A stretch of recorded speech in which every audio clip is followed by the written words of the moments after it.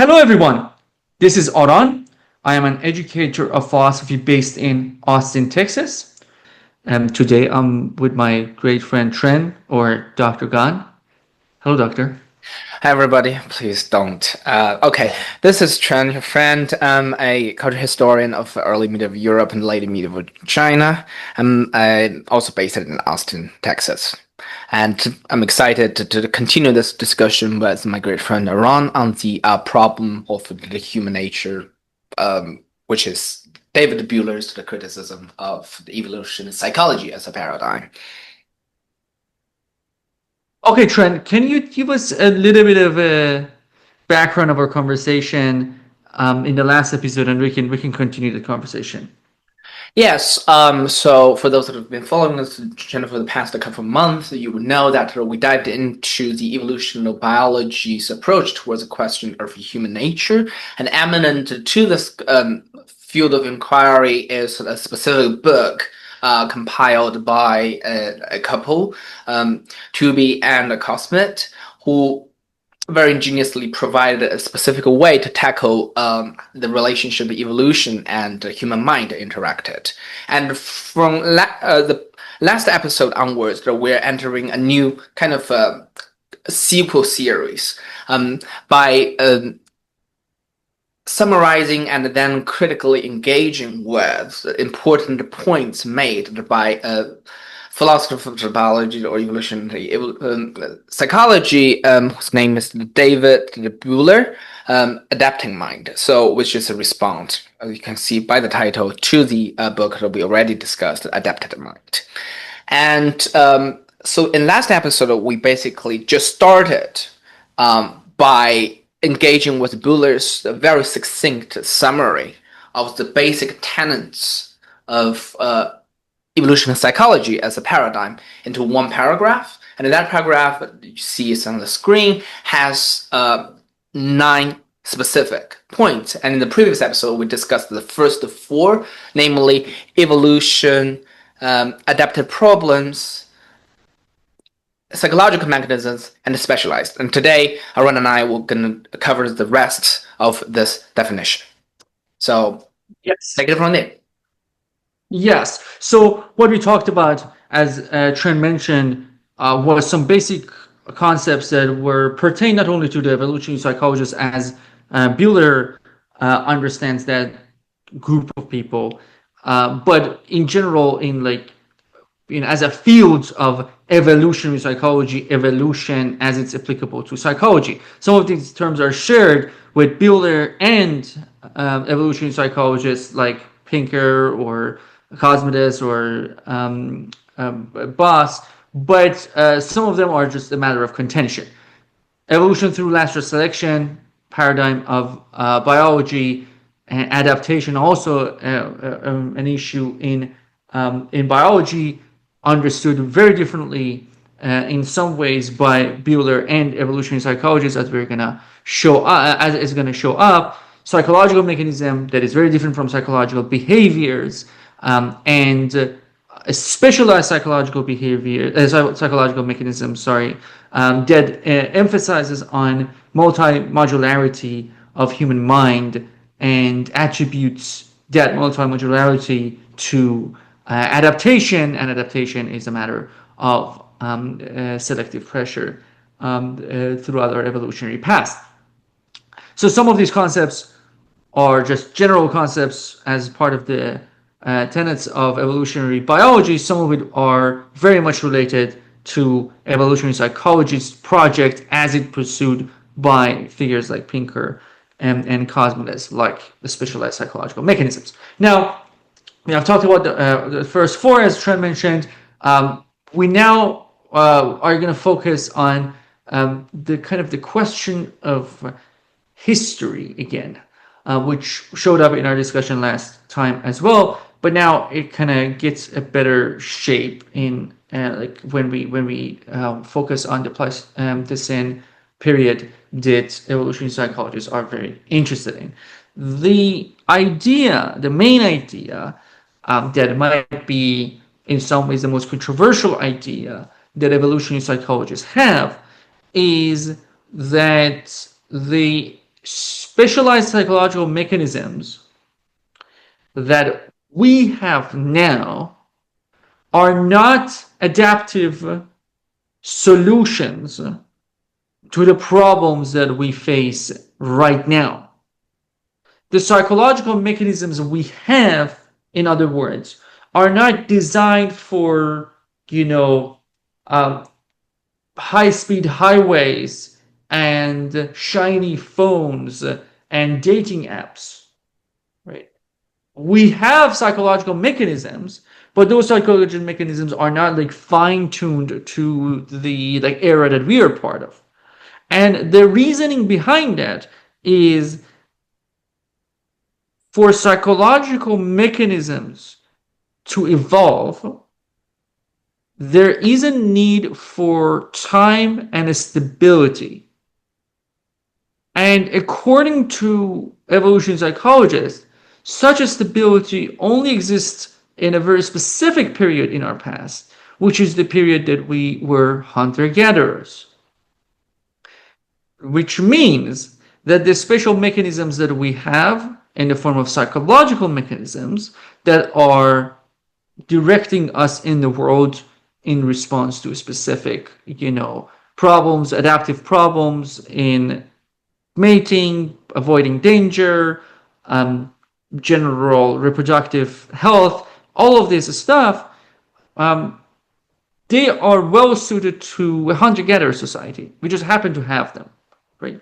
So this is what the essence of what Trent mentioned last time about kind of this ambiguity of the concept of history now becomes clear of what kind of a history evolutionary psychologists are interested in. They're thinking about history as some sort of form of crystallization. Like there is just something that is being crystallized, and that's it. That's what we got. The central premise of evolutionary psychology, as Buehler mentions, is the idea that the brain's design was produced by a history of reproductive success, rather than the idea that the brain is designed to produce reproductive success. Like, this is not about a design that is about managing reproductive success in our time and space. It might very well be the case that psychological mechanisms that we have are terrible for our reproductive success and might put us in the position of demise. And that's it. That could be it. And these are stronger than any kind of quote unquote willpower that we might have. And these are the guiding forces, even if we are in a world that doesn't look like hunter-gatherer societies either existing in our time or in our past. That's the emphasis on history that is important in evolutionary psychology. Trent? Yes, I think the quote you put on the slide is very fitting. For those who has the ability to consult the slide, Buehler was saying very accurately that history, or the brain's design as a historical event, or the cumulative result of a series of events, put it that way, was a kind of historic process in the sense that it is now, as it look now, because of what happened in the past. But Buehler was using that rather than clause to introduce a possibility, which we will later on discuss, that brain, of course, the formation of brain is a historical process. Yet, this process, the end product of it is not just responding towards the past, but it's also forward-looking. So if you think about images like a Roman god, like Janus, every movie lover would know that image. So you have one face looking ahead into the future and one looking to the past, because the brain is, according to Buehler, not just a passive recipient for what happened in the human past, but also one of the most important mechanism or capability or faculty we possess to deal with the unpredictable future. So yes, so history in that sense is not just looking towards the past in the very cruel and the mechanical sense, according to Buehler, but it might well be that in that specific sense, but according to evolutionary psychology, Buehler is criticizing. Yes, and we will delve into Bueller's point later on, what argument he has and what this like forward-looking means. But insofar as evolutionary psychology is concerned, there is no such forward-looking, um, and all of these kind of psychological mechanisms that matter in understanding humanity, they have already been developed and they have already been with us because they required such a stability of environment and a prolonged existence. Um, the question now is, with all of these points about evolved, selected, specialized psychological mechanisms that were determined during the period that we were hunter-gatherers, then what is culture?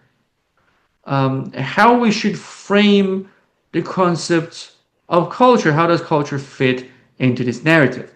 Trent, will you tell us a little bit about culture from the perspective of evolutionary psychologists? Yes, absolutely. So mentioned it in the previous episode that a very important distinction introduced by evolutionary psychologists there is that pan-human metaculture and plural or diverse evoked cultures. For instance, give the example of incest taboo and the different kinship structures to deal with the shared human quote-unquote universal. And there's no need to repeat that. What is really interesting here is that this introduces a very a new question. So how do we then get from like this unified metaculture to very distinct and very different evoked cultures? And furthermore, how do individuals, members of a specific evoked culture, establish such a cultural hegemony or cultural norms? And that's the third point of the slide. That epidemiological culture is a strategy devised by evolutionary psychologists to explain why certain cultural traits or cultural habits that could become dominant within a short period of time. It spreads like epidemy, which would enhance in-group, out-group distinction. And so in their framework, it's very interesting. We have, on one hand, a unifying universal metaculture, which is pan-human. On the other hand, we have very concrete, essentialized cultural identities, basically. It's like, this hunter-gatherer group has this specific mechanism, which is dominant or shared by virtually all members of its like community to make this way of coping with, say, incest taboo viable. And another culture, probably like 1,000 miles apart, will have a different way to cope with the same problem. And they are distinct, concrete, and presumably not overlapping, given the way they the strategies that they produced, how a specific dominant a cultural trait established itself. So that's the way how culture works in evolutionary psychology. It is not the, how to put it, the history maker, so to speak. Well, the history maker is actually the adaptive problems and the psychological mechanisms to cope with such problem. Cultures are stuff we observe to verify the things which are more much deeper or a little bit meta, so to speak, which would account for what we can observe as cultural phenomena. Yes. Yeah, and I think one thing to just add as a matter of emphasis, which is going to become important, is that like notice that it's very clear that evolutionary psychologists are arguing for some psychological universals, right? And these psychological universals, according to them, exist in cultures. Now, this will lead us to the concept of a cultural universal, that itself is going to be a matter of analysis, because a cultural universal may be fundamentally different from like saying that every individual within a culture possesses a property as a universal, right? And like we will revisit this example, but like cooking could be said as is like a cultural universal, but that doesn't mean that every person in every culture cooks or can cook or even knows the basics of cooking. Um, that's not the point about cultural universals. Okay, this is going to become important later on. I just wanted to kind of make that distinction clear. And this whole point about this categorization, especially the point about like the evoked culture, actually leads us to the concept of environment, right? Which has been one of the most interesting things for me while I was studying evolutionary psychology, because the environment for evolutionary psychologists is not like some infinite noise that just we are just happen to be thrown into, right?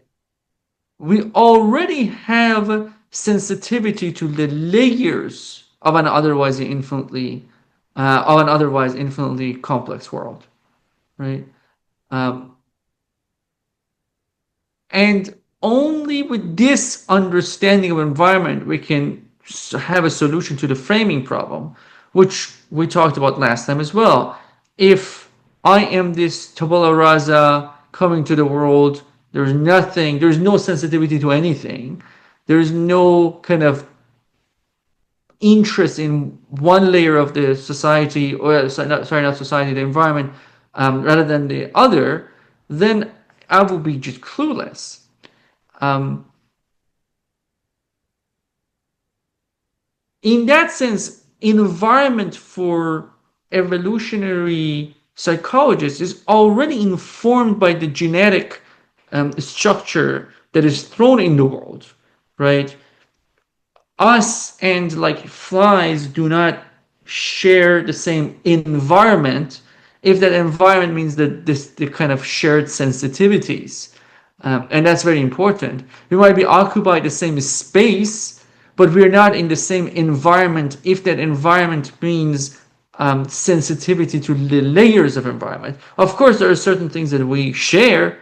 There are certain things that we share with mammals in terms of like what is a relevant layer of an infinitely complex world, right? Therefore, it might be meaningful to say that we are more in an environment with a cat or with a cow or with a ape, with an ape, than we are with like a bacteria, or we are in an environment with an insect, or we with or with a crocodile, and that's important because an environment is not something for evolutionary psychologists that is just out there.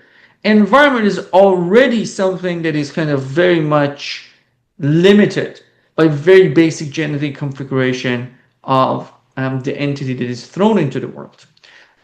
So there is this distinction between world as immense noise and environment. Now, how is environment relevant to these kind of like modular structure of our brain? How is that? How environment can fit the viewpoint that evolution psychologists are arguing for? Well, one version of this is about triggering, right? Environment triggers the developmental plans or developmental programs are coded in the genes, right? And of course, this is also something that is very much kind of transmitted within a human population, right? Meaning that there are certain layers of the complex world that are terrible for development of teeth, right? Like just if you put a baby in a, I don't know, like close to a volcano, I don't know if they are going to be in the position of developing teeth, or they are putting them in some sort of a extremely like low pressure, there's like a limited oxygen environment, maybe their limbs don't grow enough, right? So just like you can put a corn seed in a barren land, you can put a human baby in a barren land, right? But if you put a human being in something that's not a barren land, that is also kind of made ready by the past generations, then the developmental plans could just go, you know, start like unfolding one after another. Uh, this is important because the triggers are also not just about like the infants in the world. All the triggers are there. We see the results immediately. No, the triggers could come later, and the triggers could activate very different types of developmental programs. Again, the sexual tendencies are not yet developed in a baby, but that doesn't mean that when they are activated, they are a matter of cultural education. There's still just like this kind of activation. You can think about this with the parallel of the corn seed again, that there are certain conditions that make the end result being a developed corn plant. Those are the ones that are we're interested in, right? So those are the environmental triggers that make the genotype take the phenotypic structure that could be said is a developed form of that seed, right? Um, of course, we can throw the gene in an environment that doesn't have the trigger, but then we don't have the final product. Right? So environments can be triggers in this way, but also they can be cues, right? They can kind of give us like what kind of a setting, quote unquote, a module will have. One of the examples is that the evolutionary psychologists say that in the way, like presence or absence of an investing father can cue a female's mate choice module to pursue an investing or opportunistic reproductive strategy, right? So that kind of the cue part makes like a number of possibilities kind of, it's not just about, teeth probably just like either you have it or you don't have it. Maybe it's more like a binary situation. Here we are just like, it's kind of like there are certain if then kind of structures. If an investing father, then this strategy. If this other absence father, then this other mating strategy, right? So it's just like there are cues, and I mean cues also get kind of intertwined with these triggers because they're ultimately like different layers of the same a program unfolding. It's not just one program unfolding. It's not just like activating one thing. They could be activating different things, but they're all kind of related to that basic psychological structure. That's what environment is. Trent? Yes, just some very quick follow-up. I think one way helpful to think about the difference between triggers and the cues is to see where do you look for the evidence for it. I think triggers that could be identified based on the study of the one specific individual's life history, like a baby without teeth and like a teenagers with teeth. But like a cues, you can not just establish the different possibilities of a module or response to the adaptive problems that by studying one specific individual. You need to study the whole population, and using statistic model, whatever, there are some, like say, using their example, females in their childhood with an investing father, and if then they have certain like mate choosing strategy, and if such a father was absent, has another, you don't, it's at least with that example, it's hard to consider. You do the specific, very detailed analysis of one female member's life history to demonstrate that there are different options. You have to look at it at a collective level. Yes, but yes, yes, I think that makes sense, and I think this whole point about the environment brings something very interesting, because I think usually when, like, maybe social scientists or people who are really interested in that kind of a distinction between nature and culture talk about something like environment. What they have in mind is that environment is a molding element, right? Environment molds someone. And of course, to a degree, evolutionary psychologists will agree that, being in like if your environment is consistent of an investing father, you will have a different destiny when it comes to mate choice, right? So if you think about molding of the environment that way, then definitely you can think about molding, but that molding is not some sort of a radical contribution environment. It's basically activating a different program in you, right? And because their view of environment is not this kind of radical force of molding that is only there to kind of shape you in ways that are not relevant to your genetic structure. That is not the environment that evolutionary psychologists are arguing for.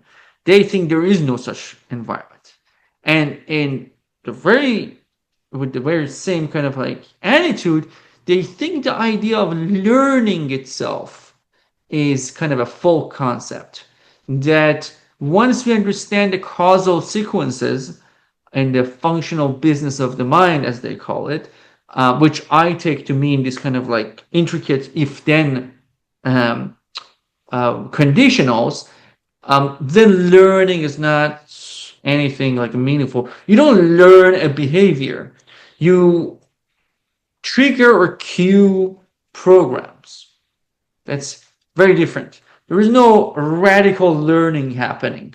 There's nothing at that point that what we can say that there's there. And I think there's a very kind of clear example that shows us like what they mean by that, and that's the metaphor of the Gray's Anatomy, right? That like we have like this kind of intricate designs of every anatomical part of humanity. Now, no one learns to have a kidney. No one learns to have a nose. They just happen to develop or not develop, right? Maybe they don't develop. Maybe they develop. A lot of times they develop, right?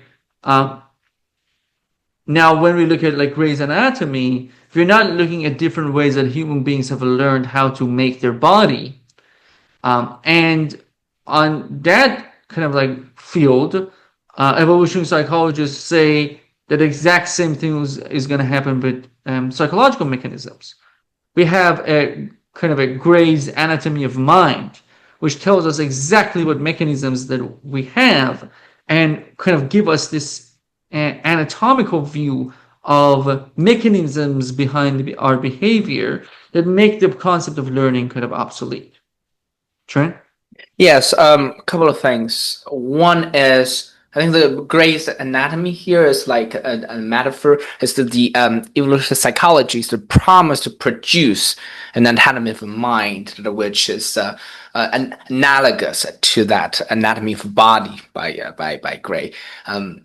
Just to clarify that. And then the second thing I want to talk about is it might be helpful to think they are trying to orient our attention towards the infrastructure of learning rather than what social scientists usually focus on learning itself. Is they promise that the specific concrete psychological mechanisms are not contingent upon the specific content that we have to learn, but they shape the way or the condition learning itself. But really to account for the rise and the specificity of those mechanisms, we should look at something else, not the learning process nowadays, but the selective pressure of a different time. Yes, I think that's how learning is understood, as you said, by the evolution psychologists. Yes. Yeah, and I think with that we have the kind of a full image in view, in like understanding like in what sense evolution psychologists can talk about human nature, because for evolutionary psychologists, human nature doesn't look like what like Kant or Nietzsche would want it to look like. They think that our concept of human nature needs to be invested in natural sciences, which is oppositional to even Aristotle, Plato, Kant, Hegel, and a lot of thinkers that may not be like, maybe some empiricists would think that there is some form of a empirical analysis that will tell us what humanity is all about. But I think even then we don't have this kind of like historicity in the natural sense as dominantly present. What evolutionary psychologists want to say is that those people are wrong in kind of trying to find some biology transcending nature of humanity or some form of understanding of human soul. Human nature is in biology. We have found it, right? What we have found is a pan-human specialized set of psychological mechanisms that control behavior and constitute our normal natural state, which we can call human nature, right? And when it comes to variations, which they definitely admit their existence and especially address in their paper Cosmides and Tooby on the universality of human nature and the uniqueness of the individual, is that okay? There is variation. Let's make sense of the variation, right? Now that we say that there are pan-human specialized psychological mechanisms that determine our natural state, what are variations? Well, sometimes variations are just superficial, right? Um, everyone's liver is a little bit different than like another person's liver, but when it comes to function, it's the same thing, right? Functionally speaking, there is no radical difference. Uh, or there might be some variations when there is no selection on uniformity, right? Like maybe there is some sort of a selection pressure to be not like 9 feet high. Like just that seems to be like, a problem for just whatever, just like kind of survival in all sorts of ways for a human body. But if there is no selection pressure on like exact height of humanity, you might see some variation, right? But it's very important to see that like they don't think that in major aspects of humanity there isn't any selection on uniformity, right? Or they think that this selection on a spectrum of behavior that could come from a mechanism is very small. But they think they admit that like the exact shape of our nose is not that's something that is variant. Um, they talk about limited functional variation, right? Um, and sometimes it's about being locally adaptive, lactase metabolism or malaria inhibition, that is very much environment to a specific environment that exists. But from what I understand, their idea is that this kind of locally adaptive issues are very limited, right? They're not gonna impact our like the broad sense of our mating strategies, right? Maybe changes like some pathogens in human beings or the kind of bacteria that will be seen in like the body of Japanese people and like the body of people in the sub-Saharan, like just there's going to be some differences about like digestive mechanisms, but that's going to be it. That's not going to be. It's not going to be um, anything more than that. Sometimes it's about condition responsive adaptation, level of anger based on the environmental input. which kind of goes back to the point that we were trying to say about this point about triggers and cues. I think a lot of it is just about cues, of like, how much you get from the environment will determine how much you will give back, or will determine some aspects of like where you are in a spectrum. And this shows itself really well in frequency dependent adaptive strategies. And this is something that we are by no means are going to be done with this, but I'm going to very briefly introduce this idea of like what that means, frequently dependent adaptive strategies. These are referring to strategies that are adaptations, but they're adaptations that are going to impact the population in terms of the distribution of strategies in a lot of ways. So you can think about it as just a famous example of a kind of a hawkish behavior, dovish behavior. Hawkish, aggressive, get involved, tries to, achieve like some competitive advantage in like mating, let's say. Dovish is conservative, defensive, and doesn't engage with direct, challenging of another biological entity within the species. The whole idea is that these are different strategies and they have consequences. Like if you have a population that like 95% of like individuals in that population are hawkish, like there is going to be so much tension and conflict and possibility of injury. And if there is a possibility of injury, there is a cost to reproduction that might happen, right? And basically that is going to be an unstable distribution. If you have 90% dovish, the 10% hawkish are going to destroy the dovish population, and they're going to become the dominant strategy in that society or in that population. The whole idea is, and the details aside for this episode, that ultimately they might be like equilibrium, that 75% of a population will act hawkish, 25% will act dovish, and that is the distribution. Sometimes this also means that individuals have access to both the strategies, and 75% of the time they act hawkishly, 25% of the time they act dovishly. The point here is that there is a desirability of a spectrum across the population, right? So we see variation, but there is a kind of a functional story behind it, why we see that type of a variation.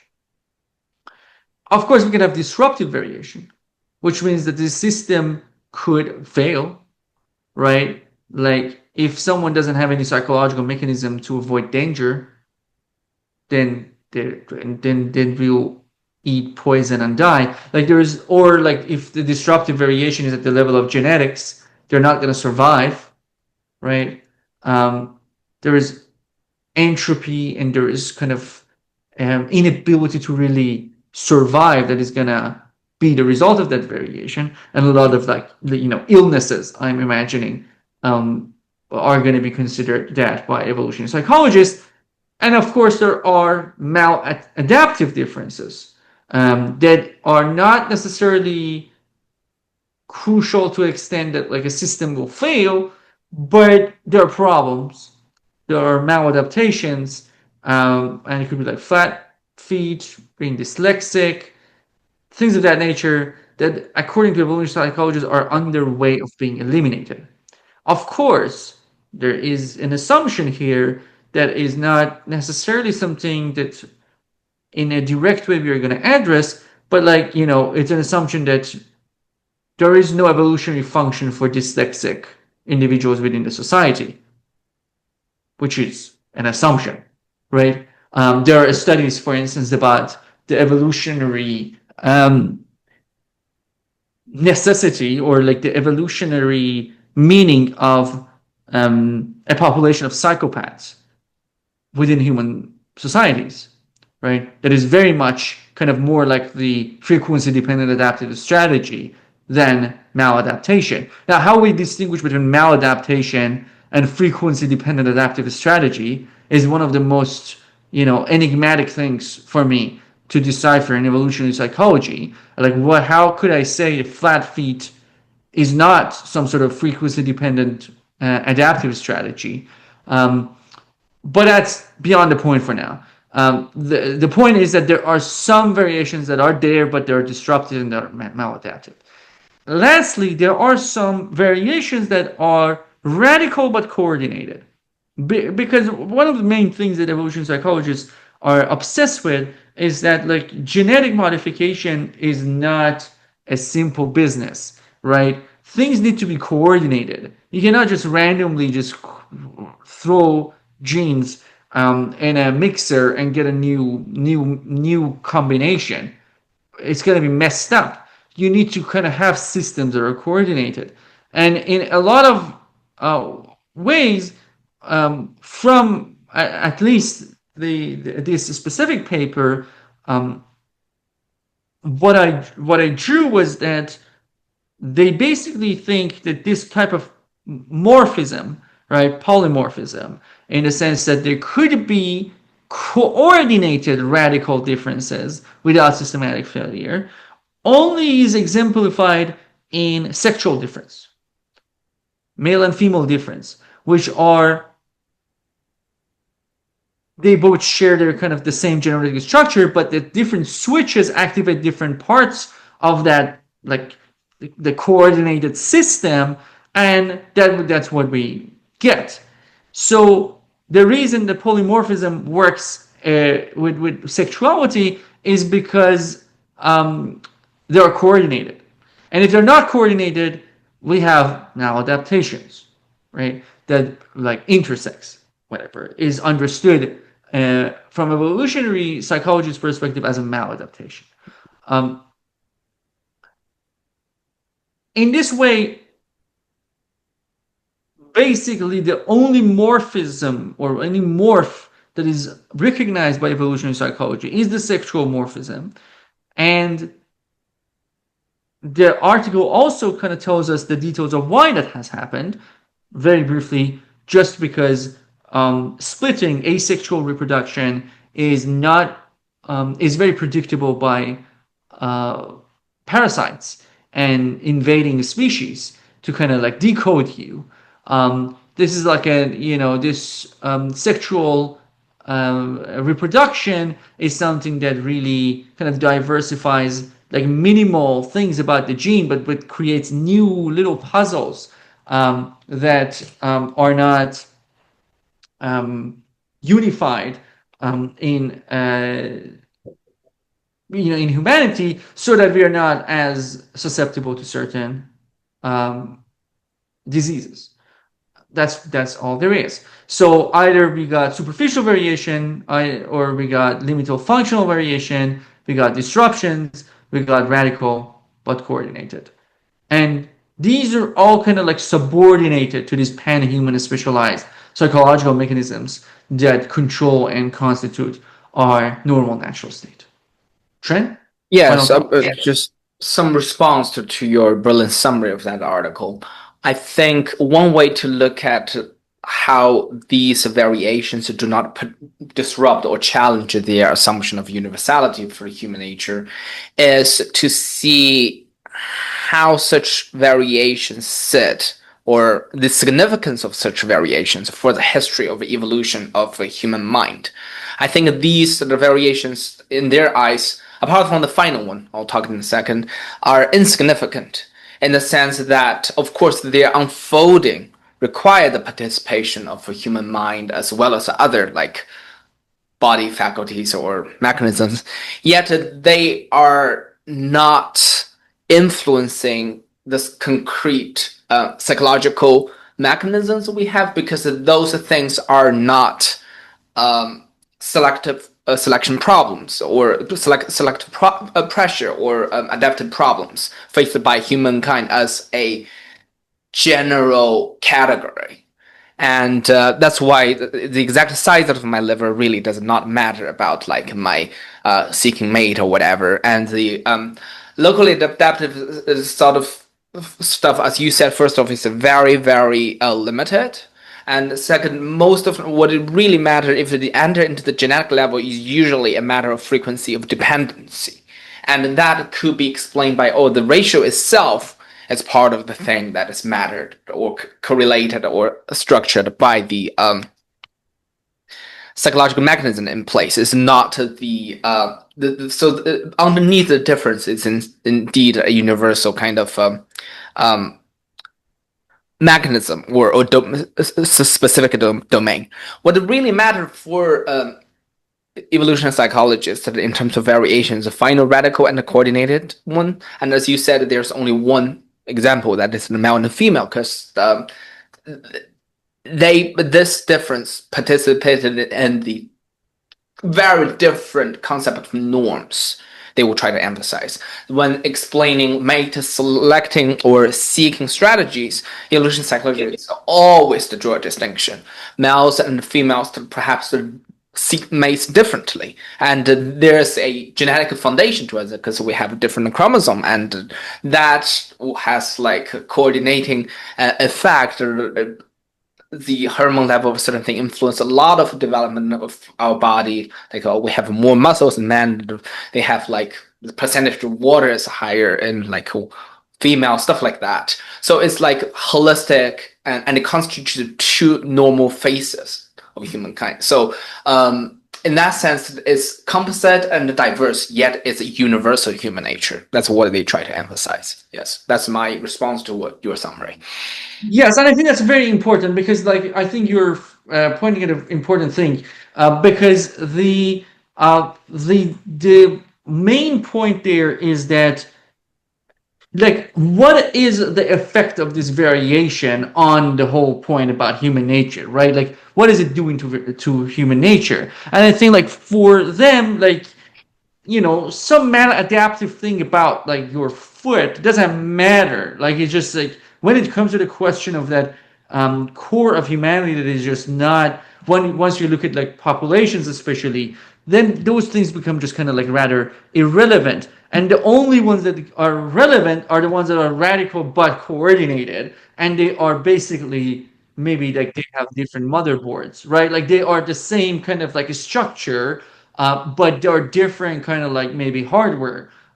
It's still the programs are programs. It's just like different types of programs.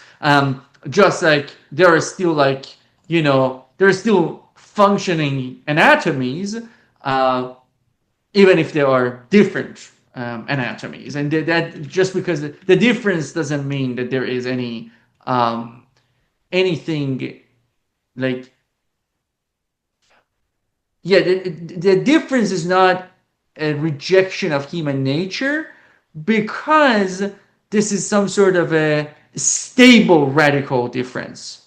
Right? And I think that's a very important thing. That this is not a radical difference. Male-female difference is very different if we compare it with like a possibility that evolutionary psychologists think it doesn't exist, that males are as different from one another than male and females are different from one another. And if, again, a point about testability, I think they would say, show me the radical differences.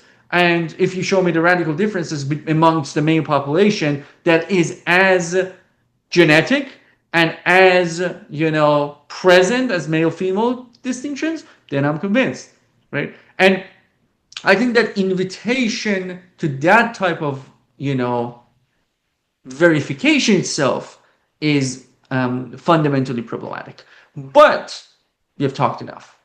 Let's say goodbye to our dear listeners, and we're gonna start our direct engagement with Buehler's criticisms of all the points that we have brought up. Thanks for listening, dear listeners. Let us stay attuned. Buehler's exposition of the epistemological obstacles implicit in this very seemingly convincing and eloquent definition of human nature is coming up.